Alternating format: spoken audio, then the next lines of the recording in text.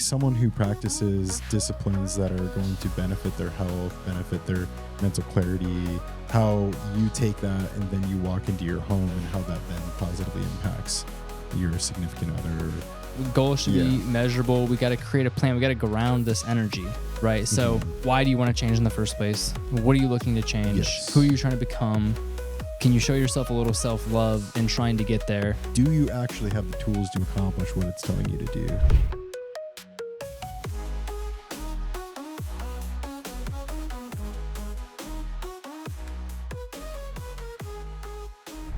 All right. What's up, man? Let's do it. Let's do it. Yo, what's going on?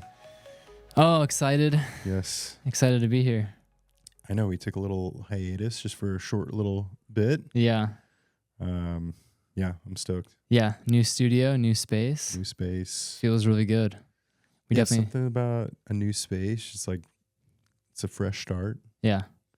And we get to re-up this thing to kick off the new year. So yeah. Let's go.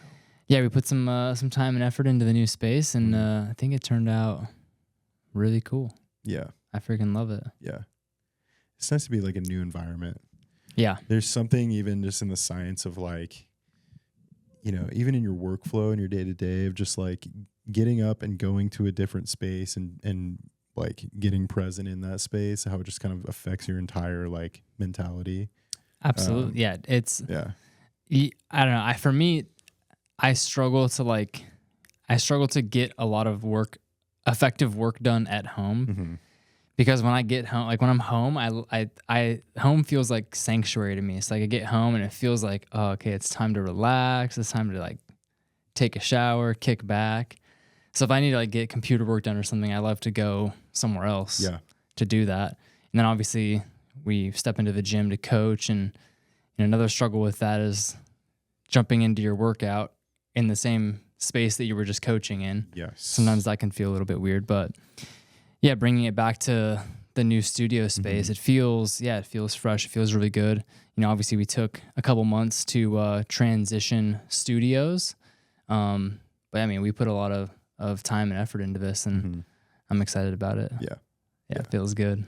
It's funny you say that about the spaces. Like my reality is I like work from home all day long. And like my gym is in my garage. My office is like, you know, wherever I plant myself, if it's the kitchen table or the countertop or whatever. So no, it's so true. Like being able to like get to a coffee shop and just like get into work mode and not have distractions, like is bliss. Yeah. At times. So yeah, dude.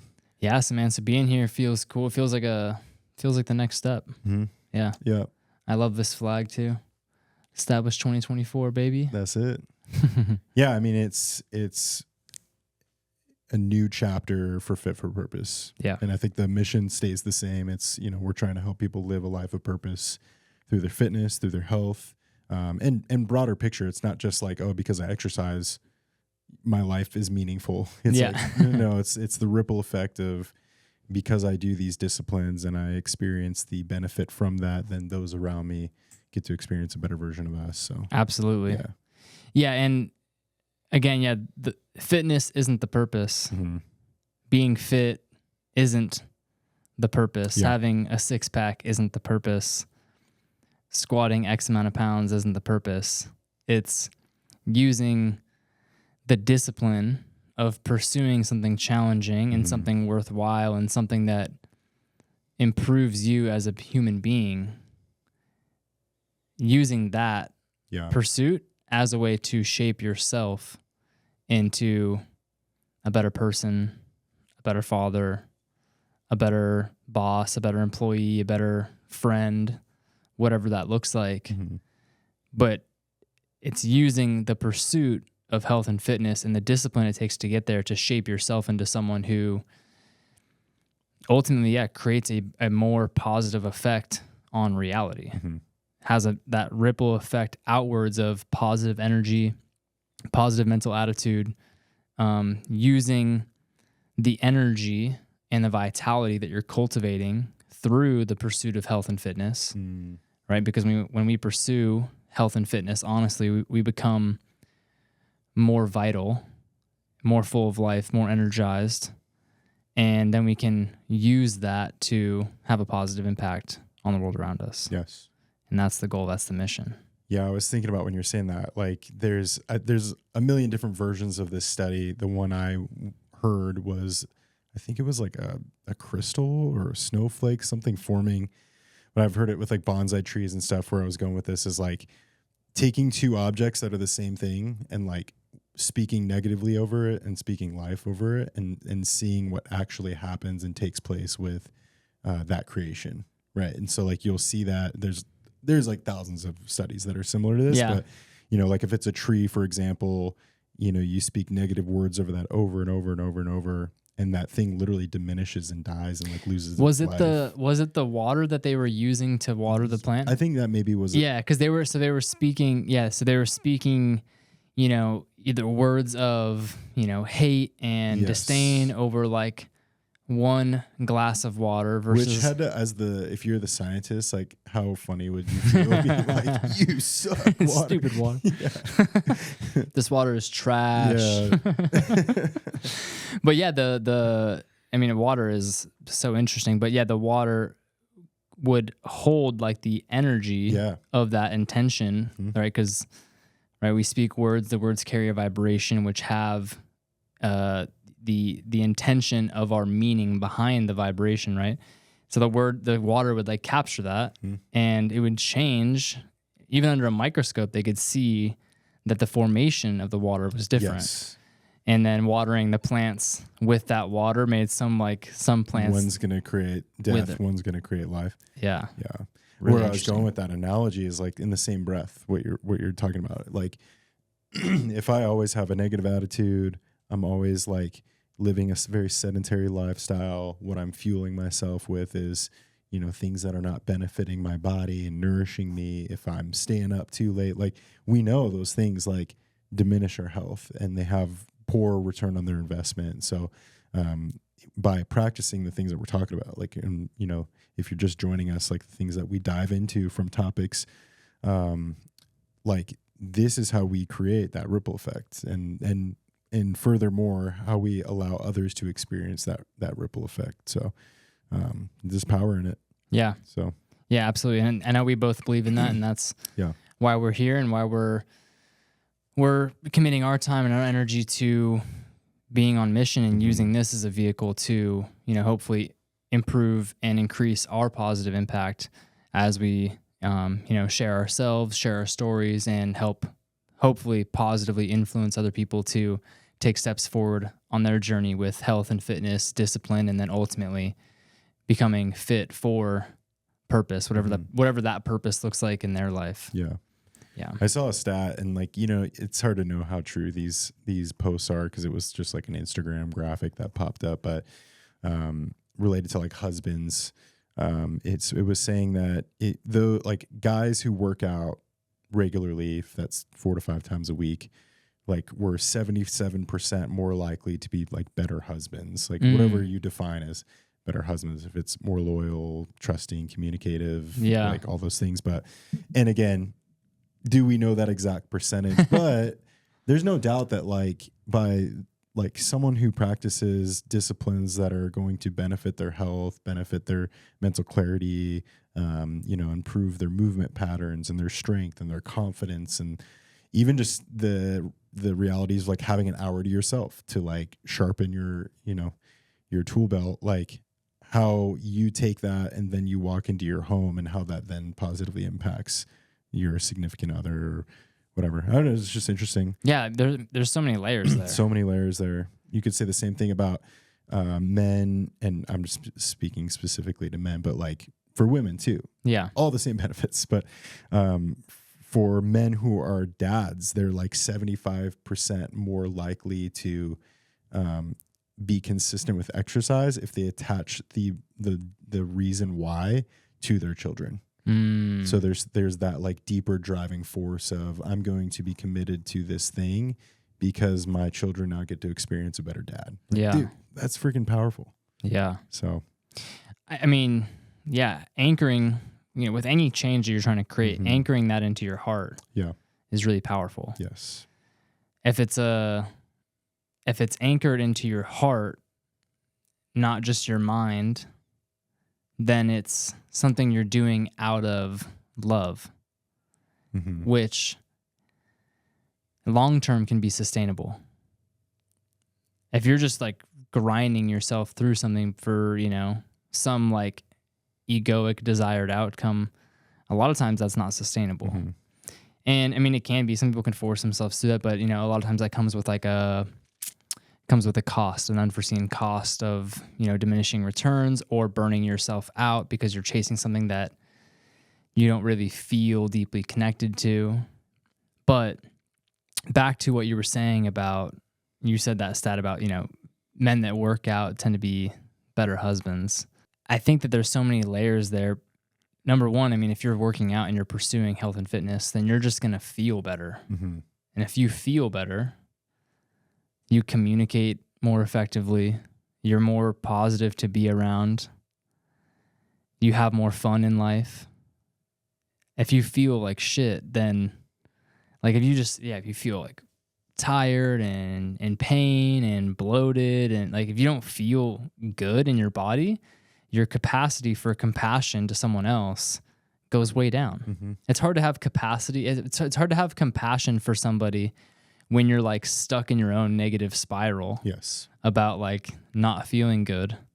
It's hard to see somebody else. It's hard to hold space for them. It's hard to like be present with them and connect with them on, what they're struggling with, if all you can think about is how hard of a time you're having.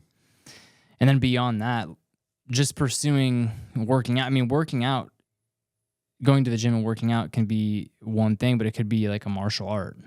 It could be like a creative pursuit, like something difficult, like playing the guitar, like learning how to play the guitar, or like learning how to creating new like synapses. Yeah, learning how to build furniture, growing as a human being in some capacity. Yeah, exactly. It's anytime you're pursuing something difficult that requires you to evaluate yourself honestly and be disciplined and make changes, like anytime you're doing that honestly, then that's going to have a net positive benefit on you as a person.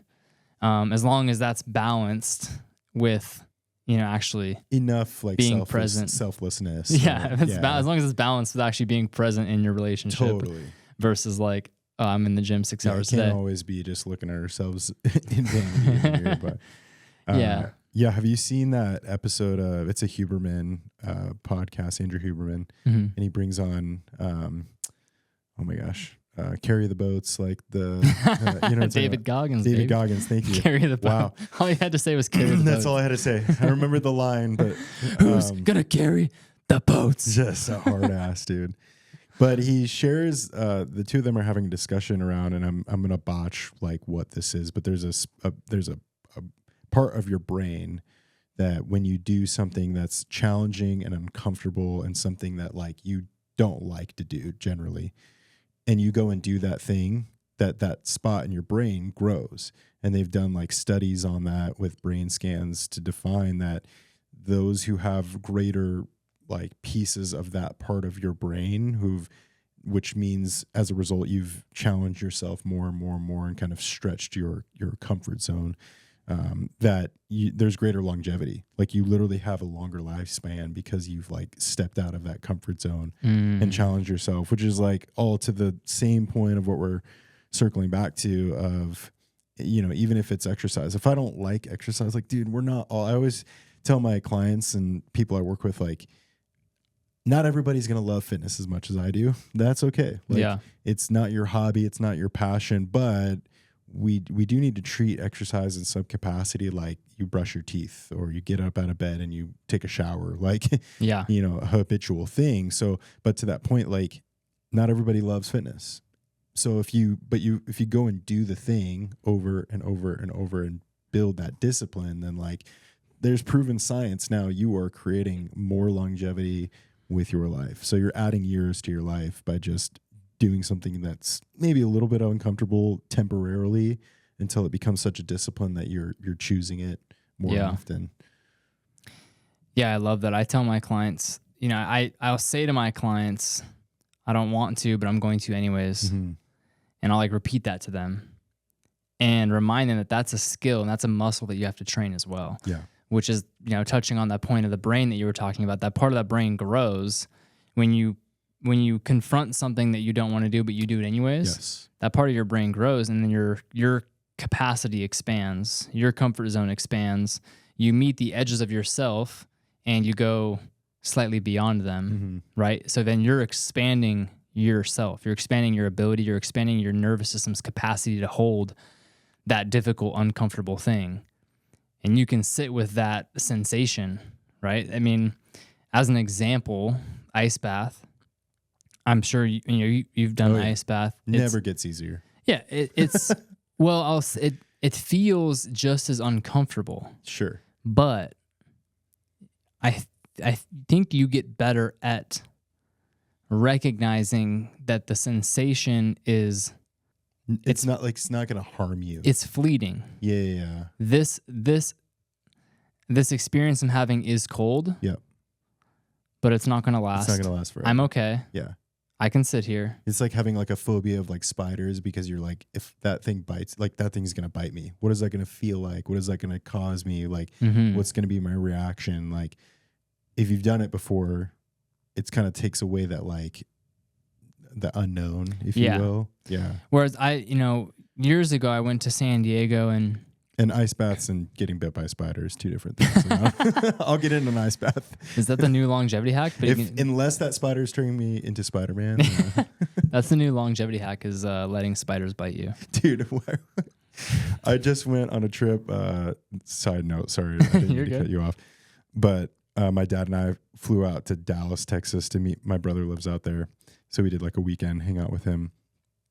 And we went to the Science Center, and we're like sitting on the patio, like outside of the Science Center, and like a spider like just like fell from the, like, when they kind of like fall from their webs, and you can kind of see them drop in front of you. Yeah, slow. And it was like going right up on my hand, and I turned to my dad. I was like, "Is this a sign? Like, do I just like, we're at the Science Center? Do I just like let this thing?" Like, I was like, "Is this my Spider-Man origin story? Do I just like let it bite me?" That would be sick. Yeah. Your son would be stoked. Yeah. He's like, your son would be like, "Holy shit. Hey, Bennett, check this out." My dad is Spider-Man. Sorry, I didn't mean to derail your train of thought there. No, I was just going to say, touching, back on the ice baths and facing, just meeting the edges of yourself, challenging that part of your brain to do the things that you don't want to do. Years ago, I traveled to San Diego and met up with a friend, and he was hosting, he was a Wim Hof instructor, so he was like Wim Hof certified. Yeah. And he was hosting like a breath work ice bath, like a day basically session, and teaching the Wim Hof method. And there was all sorts of people there. And is Wim Hof, is that the one where you're like timing your inhales, holding, it's like kind of box breathing style? Yeah. Okay. Yeah, you do different variations, but a lot of it is like the really fast inhale, exhale, followed by the holds, and it's really it can be really intense.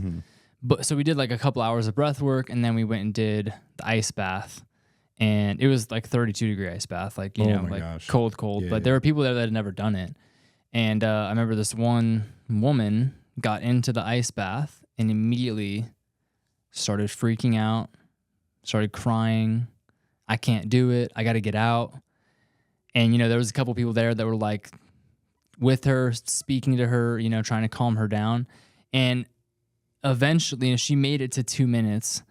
But, the sensation that she experienced was the same sensation that everyone else experienced, right? The physical sensation. Yeah. She stepped into that 32-degree ice bath and felt the cold on her skin that everyone else felt. But the story, her ability to handle and sit with the sensation, to sit with the intensity of it, was just not there. She just hadn't practiced it, right? Versus someone who's done hundreds of ice baths at 32 degrees, it's going to be uncomfortable, but they have that part of their brain expanded that's saying like, okay, I don't really want to do this. I know it's going to be uncomfortable, but I'm going to do it anyways, and I'm going to be okay. Yeah. So just speaking to that as far as working out or pursuing anything that you want that's challenging, just touching back on that part of like growing that brain and facing kind of that discomfort. But just to say, ice baths don't feel different. working out hard doesn't feel different physically, but you get to the point where you increase your ability to stay with the sensation and tolerate it and be okay with it. Yeah. Right. And then potentially even enjoy it. Yeah. If you're a little cuckoo. But for sure. Yeah. But like someone like you like, I enjoy fitness. Yep. Even though this heavy back squat doesn't feel good, I kind of enjoy it. Yeah. It's the hurts so good mentality or, you know, whatever. Like, yeah. But it's also if you can anchor yourself to what it's doing for you or what you're 1000%. What you're becoming or where you're going. If you can anchor yourself to that, then you can find the gold in those nasty sensations. Mm-hmm. It's the like get comfortable getting uncomfortable type. Exactly. Mentality. Yeah. Yeah. Which kind of ties into like what we wanted to talk about today. So, you know, the new year kind of just kicked off, and this is so classic that we're going to talk about this, but like, you know, people set New Year's resolutions. What is going to be the difference maker in you taking that resolution and making it a reality, or you turning that resolution into something that's just, we'll wait till next year is kind of what we want to dive into, right? Resolution to reality or resolution to regret. Ooh, I like it. Title of the episode, maybe? Boom, thumbnail. So yeah, it's all along the lines of how do we connect with the deeper meaning? How do we create something that's going to allow us to persist the, you know, all of the barriers that are going to hit you at some point. Yeah. All of the lack of motivation that may come after the first couple weeks, or the soreness that after you start training, you know, again for the first time, the soreness that hits, like, and you're like, your body's hurting and you don't want to go to the gym again. How do we persist and continue and endure to turn that resolution into a reality? Yeah. So, yeah. I love it. That's a great topic and obviously pertinent to the time of year. Yeah. I mean, first thing I'll say is I don't really think hard resolutions are the best idea. Yeah. Like, I would agree with you on that. I think it should be rooted more in life change, lifestyle change, identity change, like really, really thinking about who you are and who you want to be and anchoring to that, and then asking yourself the question of like, okay, how would that person show up? Yeah. Versus saying like, oh, I'm going to get up and work out every morning at 5 a.m. I mean, measurable goals are good, but if it's too rigid, and it's too far outside of yourself, then it becomes really difficult. And it's either like an all or nothing mentality. Yeah. I mean, I'm thinking like you could be someone that says, oh, I want to read more books this year. Right. Like I have a goal of reading 100 books. It's a lot of books, which is like cool. But if you have to attach yourself to what is the value that's going to be brought to you by reading those books, and maybe that's more of the underlying goal that we need to set versus I just need to accomplish this thing. Because I think I think each one of those books needs to bring you value in some way. And it could be, I want to disconnect my brain and be entertained by something that's not a screen. Like that's the simple thing. It could be, I want to read something that's actually going to provide me knowledge or education. Right. Like, but I think you've got to like create those parameters on like, what is that thing doing for me so that come July, come August, come November, like I'm still reading a book and I'm not just like, forget it. Like, yeah, you know? Yeah, absolutely. So same thing with exercise, nutrition, all the things like, yeah, I agree. It's like digging into, again, the deeper why, anchoring it to your heart. Like what am I trying to get out of this? And who am I wanting to become? Right. It's setting a hard, like you just said, reading X amount of books. You may get to the end of that 100 books and be like, okay, now what? Like, what did I do? Mm-hmm. What did I learn? Yeah. Right. Where did like that? How do you have a check-in with yourself? Where did that take me? When you get done with 100 books. Yeah. If you get done with 100. Yeah. Or is the goal like, I want to be someone who reads, Mm-hmm. someone who reads more, someone who enjoys reading. I think that those are very. Like what do you like about just continuing with that example? It's like, if that's your goal, what do you like about other people who maybe read more? Mm-hmm. You know what I mean? Like, because I do think there's, like, if we're using this example, like if you're someone who does that, like you're probably able to have a little bit more intellectual conversations. You're probably have a little bit more creative thought. You're probably not so attached to your phone. Mm-hmm. Or like there's things like that I think, like, I would perceive value from someone who you can tell, like, oh man, I want to do that. Like, yeah, because it seems like they're having a good time. yeah. Or is it coming from the idea that, like, oh, I know that I'm wasting time on Instagram, or I'm wasting time watching TV, Mm-hmm. and it doesn't feel good in my body to keep doing that. Mm-hmm. So again, getting to the root of, like, okay, what am I trying to fulfill here? Doesn't need to be, I'm going to read 100 books. If you read 100 books and then go right back to your old habits, it's okay. What's at the root of this? What am I trying to change about myself? Maybe you don't want to be attached to wasting time on Instagram or on YouTube or whatever. Maybe it doesn't necessarily come with reading X amount of books, but finding a few books that you're really interested in, Mm-hmm. or finding that topic that you, like, really want to learn more about and pursue that path. Yeah.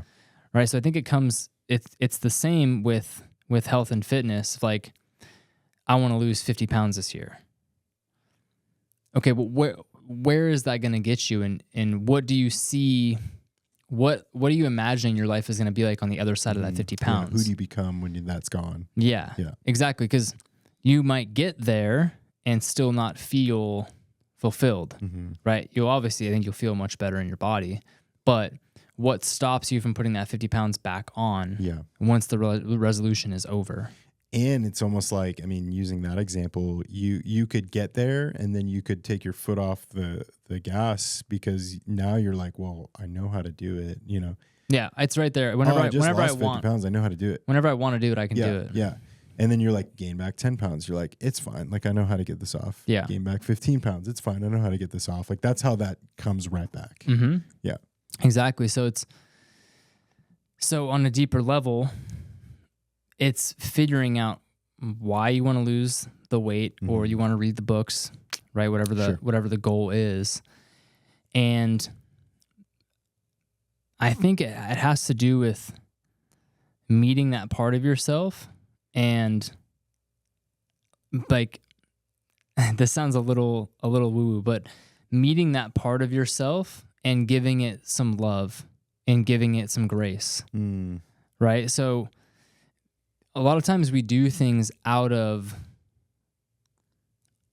lot of times we pursue things out of feeling inadequate. Mm-hmm. And I've done this many times. Yeah, I mean, it's like, and maybe I don't know if this is totally in line with what you're saying, but it's like, yeah, we're so dependent on, like, others' perception of us, right? Is that kind of the same? Yeah, for sure. Yeah. Comparing ourselves to others, thinking that we're not enough. I know I have a vacation coming up. I want to lose 20 pounds before that vacation because of how others are going to perceive me in this environment. Yeah, when I have my shirt off. Yeah. Yeah. And it's like, okay, it feels good to be lean. It feels good to like look good with your shirt off. That's something you can be proud of, and you can be confident, right, taking your shirt off. But again, I guess if that's the driving force, it's too shallow for real long-term consistency and life change. Mm-hmm. If that's the drive, then you're probably not going to be sticking to the habits that you would need to be sticking to in order to actually look like that and feel like that year round, or for the next 10 years or for the next 20 years. It's going to be like a seasonal thing where, like, oh, I pushed really hard and I got shredded for this 2 weeks, and then I let it go. Mm-hmm. So I guess meeting yourself there and like, why do I want that so bad? Yeah. It's because I want other people to see me as X, because I feel like I'm not enough unless I'm below 10% body fat, or I feel like I'm ugly unless I'm, 50 pounds lighter than I am now. And being able to actually sit with yourself and recognize that and see that and give yourself a little bit of love and grace in that, then you can I feel like that opens a door into tapping into like, what is the actual desire? Mm-hmm. Because maybe the actual desire is not having a six pack or looking shredded so other people think I look good. It's like maybe the actual desire is like, I know I could be taking better care of myself. Yeah. And I'm not doing that. Yeah. Does that make sense? Absolutely. And I think that like kind of ground floor is the place to start when it comes to whatever change it is that you want to make, mm-hmm. right? Whatever it is you want to pursue in your New Year's resolution. Yeah. Yeah. I think too, everybody has their like breaking point too. Like when it comes to creating those resolutions, like how risky are you going to be based off of how willing are you to like jump into that thing? If it's a fitness related goal, are you getting into it, like you're saying, like for some shallow goal of losing the 15 pounds to stand on the beach and be confident? Or did you really hit like rock bottom and recognize something in maybe a lab draw where you saw some blood work and a doctor reviewed it with you and it's like, hey, this isn't good. Like we need to change this. Like, what is it going to take from a health, if you're someone who's really unhealthy, what is it going to take for you to have that, like the eyes are open to the situation, we've got to make a change type thing. So, yeah, but I mean, that's the function of pain. Yeah. Right. Yeah. That's why pain. Like what level of discomfort are you willing to get to before it's like, hey, this needs to be a little bit different? Yeah. Yeah. And if you have, I don't know the original quote. I don't know who said the original quote. The quote is, if you have a big enough dream, you don't need a crisis. Mm. And, I think if you have a big enough dream, you don't need pain. Sure. Or a lot of pain, or to hit rock bottom, right? That's the crisis. Mm-hmm. So if you have your goal, your desire, the direction that you're moving, if you have enough anchor there, if you have enough heart in that, enough desire there, then you can move in that direction without needing to hit rock bottom. That connects the 2 points too. Yeah, without the crisis. Yeah. But a lot of times us humans, we're kind of silly. A little bit stubborn. Sometimes we gotta get sometimes we gotta get slapped over the head. For sure. Before we're like, oh shit, like I need to do better. Yeah. Yeah. And yeah, obviously we've both been there many times. Oh, I mean so I just started with this group that does just kind of like a different naturopathic approach to healthcare. Mm-hmm. They review your lab work, hormone health, nutrition, and right as you get started, you do like a DEXA scan, which is like one of the most accurate forms of like body fat, basically body mass index, right? Because you're defining lean mass tissue, body fat, and then you do like a VO2 max test. So they get you on like a stationary bike, they hook up the mask. And really quick, what's your VO2 max? Did you do it? I did, and I will preface it wasn't accurate. Why? Because so it was like stationary bike, and the way they, this one specifically, every minute they increase the wattage, and then you have to match that wattage, and then it's like go on and go on. It wasn't a treadmill? No, but I literally had hit squats and leg extensions an hour before I went to this thing. Excuses. And so I'm sitting there, and like I wasn't even like I was starting to like get all sweaty a little bit more, just because you have this like big plastic mask you're like breathing into. But dude, my quads were on fire. And They're I just was cooked. like, if I go one more round, like I think I might just cramp up. So I stopped like shy. Because like when she gave me my thought was they would do more of like a projected thing. It is kind of what I was thinking in my head, because she was like, "Oh, just go as long as you want. It doesn't really like matter." Like she kind of prefaced it like it doesn't really matter how long you go. So I was like, "Well, I'll just go till like I feel kind of tired." And I got to the end of it. It was not great. It was, and so this is where I'm going with the story. The number. It was like, dude, it was like 60%. So 60%. like on the scale of like where someone of my height, weight. Oh, you don't remember the activity exact level. number? Was it like 48, 50, 55? I don't know the exact Okay. measurement. I just remember the like percentage. Like they give you like a, here's the scale. Here's like if you were exceeding, and here's it. So you were average. It was basically just right in the middle. Yeah. Some fitness coach. So that, and then I did an in-body, and they try to skew these, the way they like phrase the results back to you, because they were like kind of just trying to upsell. Wait, in-body or DEXA? A DEXA, sorry. Okay, so more accurate. Yeah, more accurate. But they're like phrasing everything like, hey, this is like not good. Like you probably should pay for this like couple $100 supplement, right? Anyways.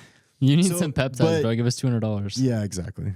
So, but it was higher than I had thought. Like I had a little more visceral fat and stuff like that. So for me, like I had these scans done and I was like, dude, this is a gut check. Like I need to get serious about this. And then it was the attachment of, I'm going to go back in 8 weeks and I want them to see something different. You know what I mean? It's like, I want to be intentional about my habits from now until then. And that gives me like 8 weeks. It's like a 2-month runway to like do this consistently day in and day out. You can really create a lot of change in that span. So immediately like got into doing some zone 2 training a couple times a week, not skipping out on my cardio finishers at the end of the workouts. Like I'm, I've been diligently tracking my calories day in and day out. Because for me, that's the thing that's going to now, from a deeper standpoint, hold me accountable. Cause I tend to care a lot about what other people think. So if I go face my doctor who's been reading my lab work, prescribing me, hormones, doing those things, like I want her to feel confident that if she can give me the thing to chase, I'm going to go get it. But, maybe not everybody's wired that way, but this is a very real example of someone who's a coach who practices hopefully what I preach and who preaches all day long to clients of, hey, this is what you got to do to be healthy. Where even for me, I'm like, hey, I'm not where I should be. You know what I mean? Yeah. So, yeah, I think that's cool, and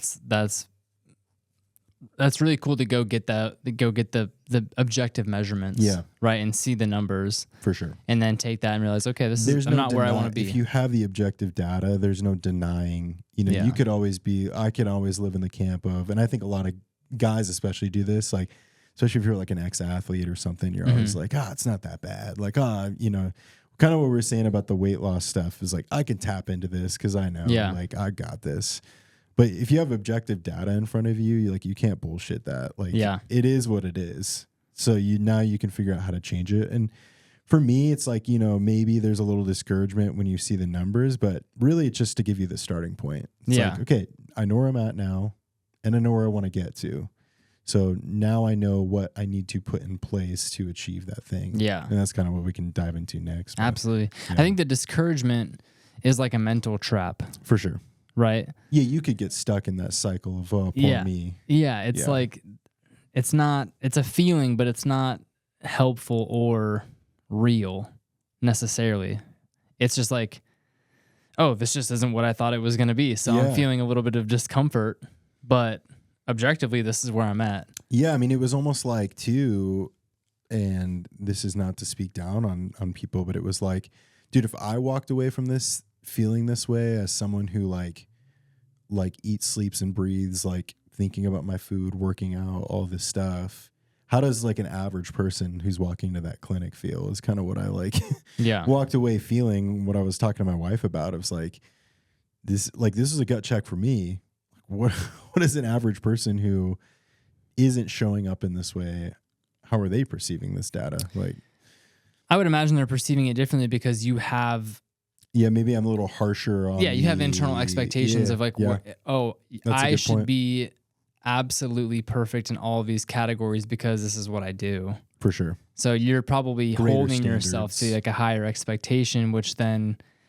The contrast of that is, I'm disappointed because I'm not where I wanted to be. Whereas, that makes sense. Average person is going in there. It's like, okay, there's not a clear reference. Exactly. Yeah. Or a preconceived expectation. Sure.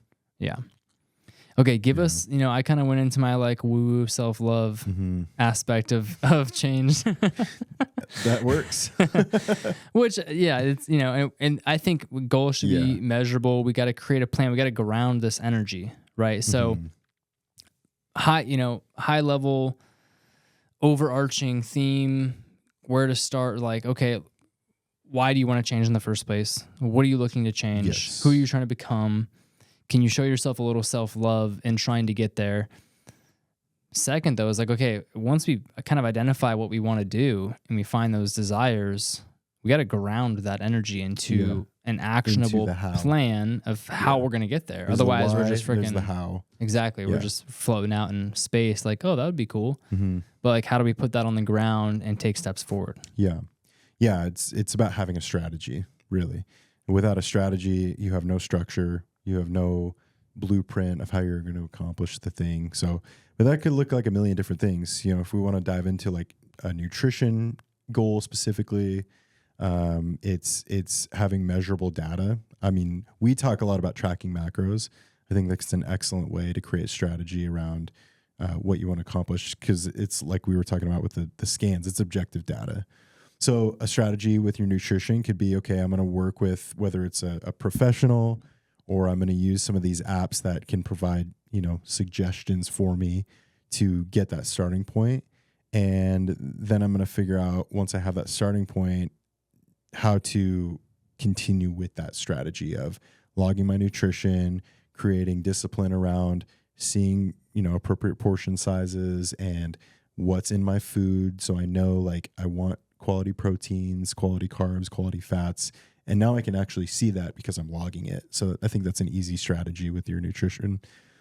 With your exercise, it's like, okay, everybody goes and gets the gym membership. I just saw a million Planet Fitness commercials before New Year's hit. So everybody's going to go get the gym membership. But like, what are you going to do so that you keep showing up at the gym? Because what it usually looks like is, I don't have a plan, but I bought the thing. So now I'm just going to go, and maybe they sell me on a trainer, or maybe I'm just going to like do my old high school football workouts that I know.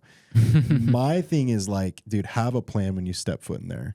Because ultimately, when you're trying to accomplish goals, if you can eliminate as many barriers as possible, you're going to win 10 times out of 10. So having a plan that is proven, that is actually going to create change, that is going to take the thinking out of the process, is going to make you going to the gym and sticking with it so much easier. So whether that's, you find a trusted coach that's like selling a program that you want to give a shot, do that. Whether it's hiring a trainer who you trust and believe in and have a relationship with, do that. I wouldn't just try and save a bunch of workouts on Instagram and go attack it, because it's randomized and we want progression. So there's some things there. And then it comes like, how are you building strategy about like doing it again. So scheduling your workouts, creating consistency with like, okay, I finished my meal, I'm going to snap a picture of the thing, or setting a bed, like we could go to sleep, like setting your alarm for a set time every single day, so that you're going to bed and I got to wake up at 5:30 to go to the gym, or whatever that is, means I got to go to bed at 9 p.m. Like I'm not watching the show late at night. So it's creating strategy, it's creating structure, so that you can, like I said, take away some of those barriers, take away some of the thinking, take away some of the freedom of choice in some breath. Like if these are not disciplines that you're already doing, then you have to figure out how to create so much structure that as you do these things over and over and over, it becomes something that you're doing. Yeah. Yeah. Yes. I love how you said eliminate like the freedom of choice and eliminate barriers. Choices are a freedom. Being able to make a choice is a freedom. But also we get decision fatigue. Yeah. Right? As busy humans. The more decisions you have to make in a day, the more like fatiguing that is on your mental capacity. Yeah.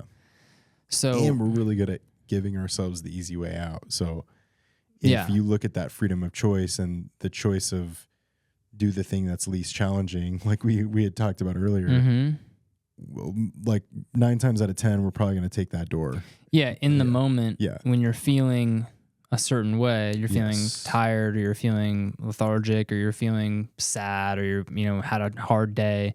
In the moment, if you have that freedom of choice, you're probably going to take the easy way out.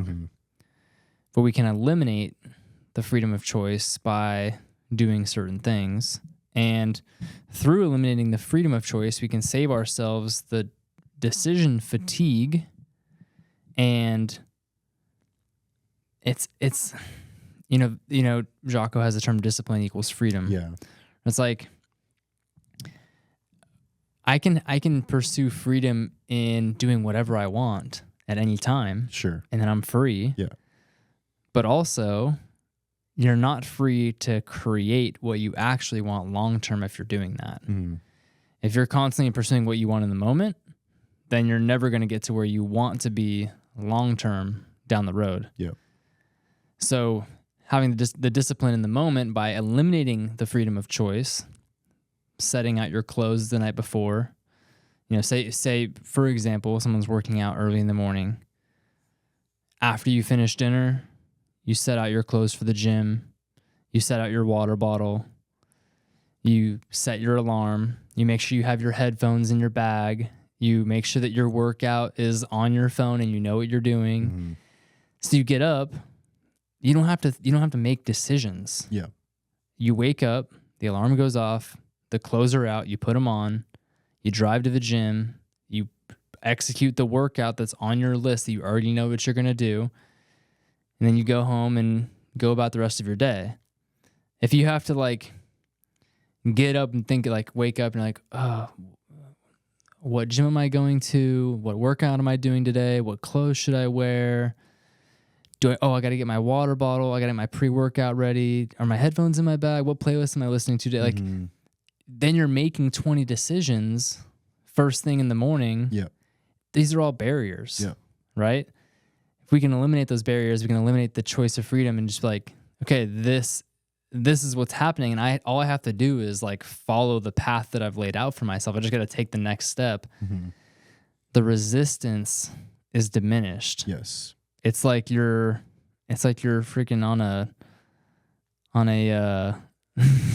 a bobsled, and you're just freaking sliding down. You're just cruising the course. Yeah. And it may feel unique, I offer an online program. So if I have people jump in that, and maybe for some, it's their first time in 6 months or 2 years, whatever, going to the gym, there's a lot of anxiety around that. And so, they're not going to walk in that first day and feel like, I got this, right? They can do all of those things, and highly would encourage them to do all of those things. But just to be really clear on the reality is they could get there and still feel nervous, unclear about the program. But where I'm going with this is just stick with it. Cause a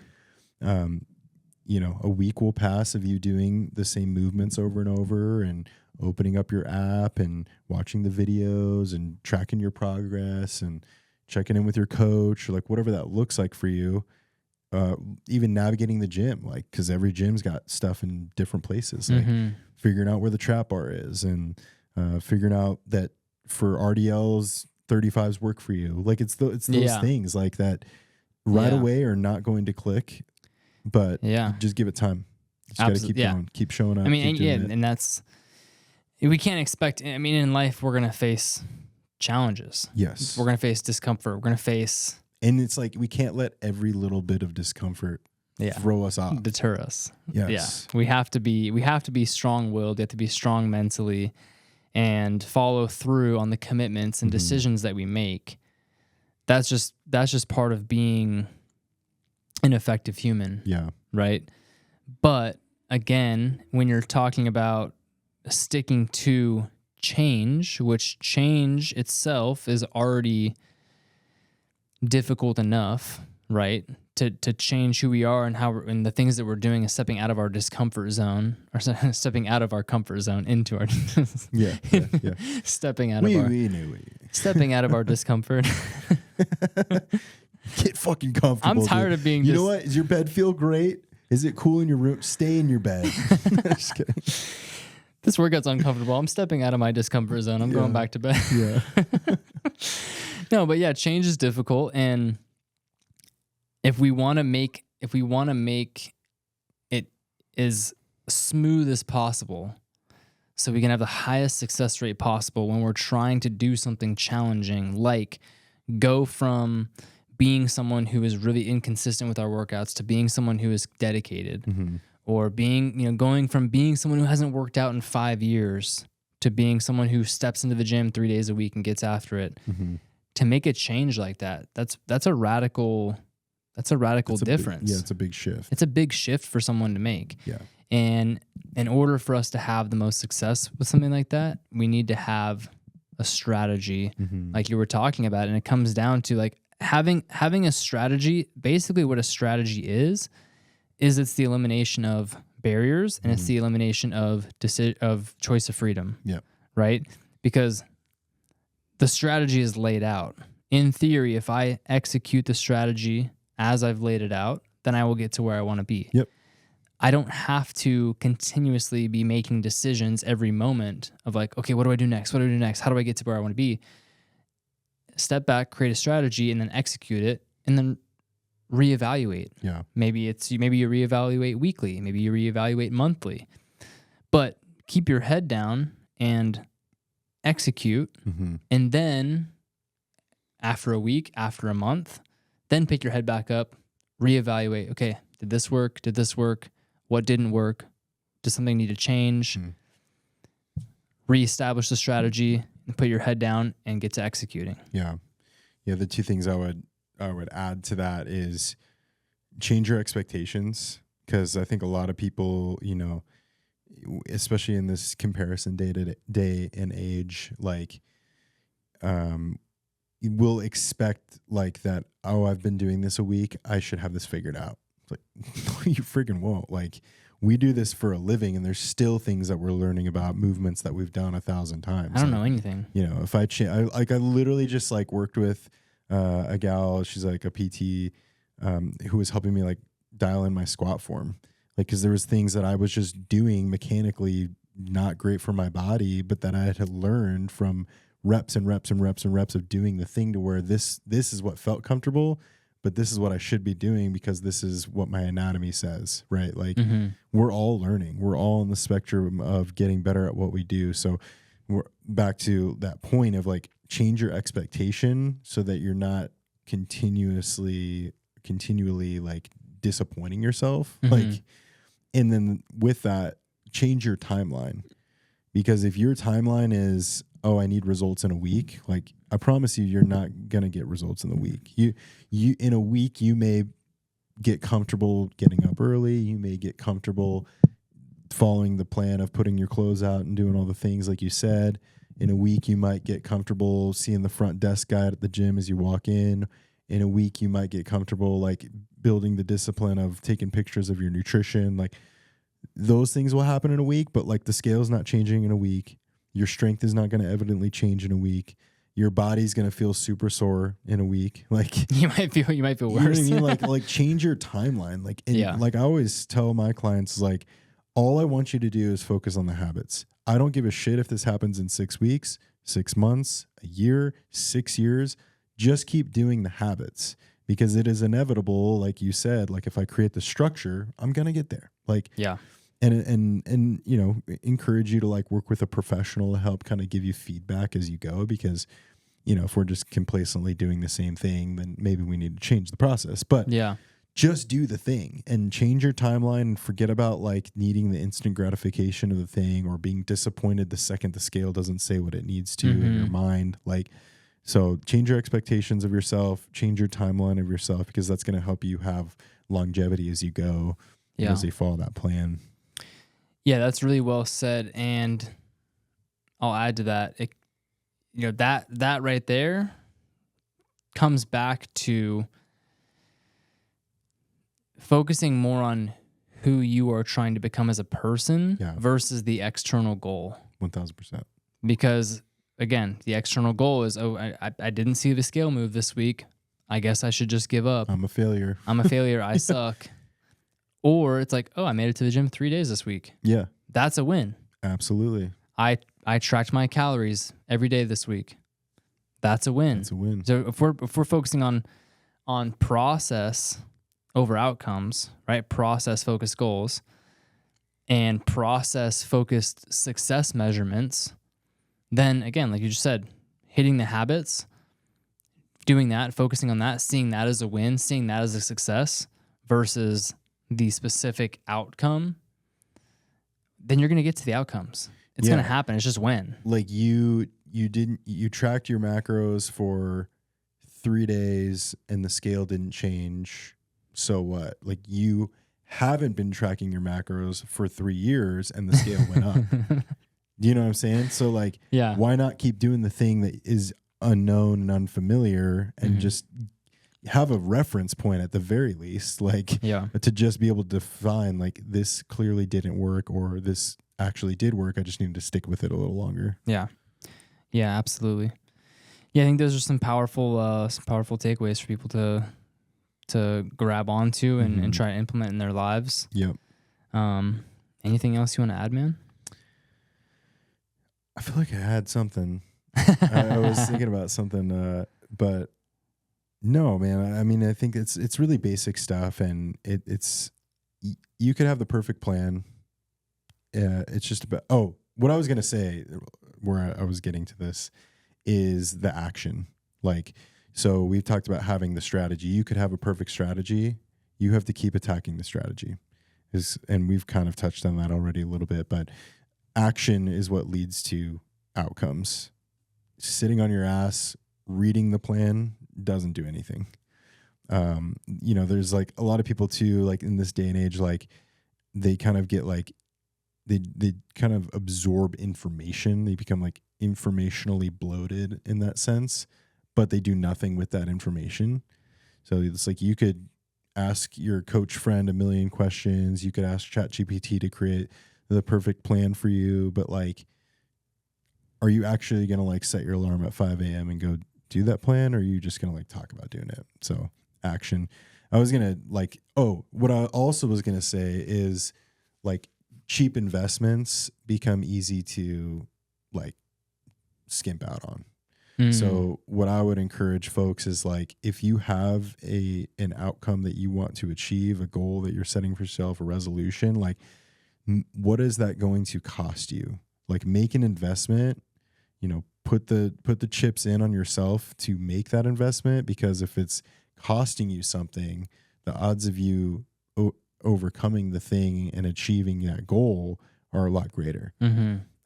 I know for my clients, like I've got in-person clients that are paying me $600 and north of $600 a month, and they have just recognized for themselves that's what works for them to maintain what they want to achieve. Like I've got a dude who, he's vocalized like, I don't like going to the gym. And I know that if I had to do this by myself, like I just wouldn't do it. So he's like, I'm going to keep paying you. I'm going to keep showing up. And I know that this is a 20-year thing for me. That's a personal choice. Like not everybody's going to pay $600 a month for 20 years, but like, but you got to be invested. But it's the investment. Yeah, it costs him something to show up, and he knows by making that expense that I'm going to be there with a plan that I'm providing for him to take the thinking out of the process, to give him coaching feedback along the way, to encourage him, to keep him accountable. So, like, I would just encourage you, like AI today, you could go on chat and it could write you an 8-week progressive overload phase. Like, there's literally a commercial where this guy's like, I want to figure out how to do more pull-ups. And it's like, here's what you need to do. It's like, I always like joke with my wife, like, fuck that commercial. It's taking my job. But the reality is, like, even if you do that, like, it's only going to give you feedback based on what you're inputting into it. And do you actually have the tools to accomplish what it's telling you to do? So you could go with the free thing. You could go with the $20 PDF. You could go with the cheap whatever. Is that holding you accountable to like stick to what you want to accomplish? Yeah. And is it enough of an investment for you to actually want to make a change? Exactly. Yeah. So that was kind of long-winded there, but no, beautiful. Just adding that. So like in full circle, it's like find your why, create your how, create action, and make sure that whatever that how is an investment in yourself to accomplish the thing. So yeah. Love it, man. Sweet, brother. Beautiful. It's good to be back. It's good to be back. Welcome to the new studio. And hope you guys are along for the ride with us. Let's go. Let's go.